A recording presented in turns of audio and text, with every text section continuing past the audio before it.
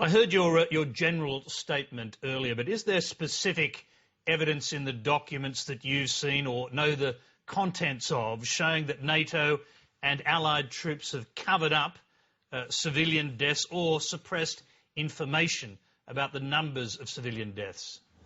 Yes, there's a number of incidences related to that, including the deaths of children. We've seen these are of different types. So there's events in here that have not been reported before. There's also events in here that have been reported before and scrutinised. And we can go back and look what was the original filing and how does that line up with what we've come to know about these events, such as Kunduz or Gorani, these big bombing events. And there's also cases where it has been reported before, although maybe not in the Western press, and prosecuted. So an example of that is there's a Polish My Lai in this material. So Polish troops were hit by an IED, and the next day they come to a village that they've somehow blamed the whole village for this event and shelled the village in a revenge attack. Now, to their credit, the Poles did see this themselves, investigated it, and are in the course of a prosecution in in Poland. For the other sorts of events, we can look at something like Task Force 373, which is a US secretive special forces assassination squad that is working its way down a hit list called the kill or capture list. The priority effects list is the acronym used by the US military. And there's an example in there of it attacking a house, killing 7 children, 7 others, and taking some captives, not achieving their objective, which was going after Al-Qaeda or Taliban commander, and then covering it up. So we can see in that report a special classification called no foreign, which is no foreign, which means don't even release this report to Australian Allied Forces, to British Allied Forces. So I imagine from that you would argue, well, particularly in the Polish case, although that wasn't covered up, that there is evidence of actual war crimes, or what you would describe as war crimes, or potential war crimes. Well, potential war crimes is the safest description. I mean, in the end, it's up for a court to decide if these are, in the end, crimes. But there's a lot that, on the face of it, are deeply troubling. There's cases of a man riding along on a bike, 2 men riding along a bike and being shot by a sniper. And then the justification is, well, he had a bike pump on his back. There's quite a lot of cases of reports about civilians being shot at with warning fire and then being killed by a ricochet. The unusual number of ricochets for represented in this material. There are over 2,200 escalation of force events labelled as such by the US military. There's a report where 181 people are killed in the course of a single action, 0 detained, and 1 wounded. Those reports need to be looked at in detail to understand, or is there some sort of excuse for this behaviour, but they are deeply suspicious on the surface. It's interesting that some conventional journalists, like, for example, the editor of the New York Times, have been prepared to work with you on these leaked documents, but they still want to distance themselves from you and from Wikileaks and from your methods. What do you think is going on there? Yeah, that's quite interesting. The Spiegel and The Guardian were not really like that. They really did come properly to the table. But, you know, the sort of the environment in the United States, the publishing environment, I presume, is just really quite difficult when saying anything strongly against the war. In previous cases, what we've seen is you can actually get important stories into the New York Times and into other mainstream press outlets like CNN. We did that with the collateral murder tape, which exposed the murders of two Reuters journalists in Baghdad and the slaying of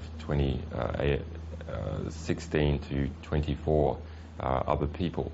But then what happens is editorial space is opened up for apologists who simply have opinion. So to get a story in about the war, it has to be hard fact, and you have to have the hard facts. But to get a pro-war story in, all you need is opinion. And I think that really represents just the sheer scope of the war industry in the United States. Even some other online journalists appear to be dubious of some of your methods. Slate magazine says the profound difference between how Wikileaks uses anonymous sources and how the rest of the media uses them is that the reporters who get leaked documents in conventional media actually know the identity of their sources and they can judge their veracity. But you can't do that. What do you say to that criticism? Well, this is just a nonsense. I mean, we have the best record in the industry. We have never released a misdescribed document in our 4-year publishing history. And we have also published more classified documents than the rest of the world press combined. So combine those two, and you see that there's, nonsense sprouted by organisations who are, I suppose, they feel jealous or they just don't understand the issue. It's quite important that we do not verify sources. We verify documents. And as a result, we're not fooled by sources. In the case of, say, Judith Miller from the New York Times, who was given documents by a source that she trusted, but the documents themselves were fabricated, and that was one of the things that led up to the political climate that supported the invasion of Iraq. So, and because we have taken that methodology, we're in a position where we don't have to keep the identities of sources. In fact, we never even collect the identities of a source at any stage. It is very hard when operating under scrutiny by international intelligence organizations to keep secrets. We don't specialize in keeping secrets. We specialize in never keeping a secret in the first place, and that's a lot easier task. Julian, you've trod on so many toes and you've rattled so many cages. How do you think this is going to end for you? And bear in mind here that the head of the Australian Defence Association is actually accusing you of treachery at the moment and saying that you may well have broken some criminal laws. Well, the head of the Defence Association, this is just some association of, I don't know, retired soldiers or something. So this is not really that consequential. But have we broken some laws? Well, certainly not in the United States. We haven't broken laws. In Australia, well, this is really quite hard to see. We're talking about material from the United States. But in the end, this organisation has had over 100 legal attacks, and we have defeated every single one of them. Yeah, so just a quick follow-up on that, because I was asking you how you thought it would end up for you, and bear in mind that there are reports now, you've quoted them yourself, suggesting that the Australian government was approached to surveil you and possibly even detain you.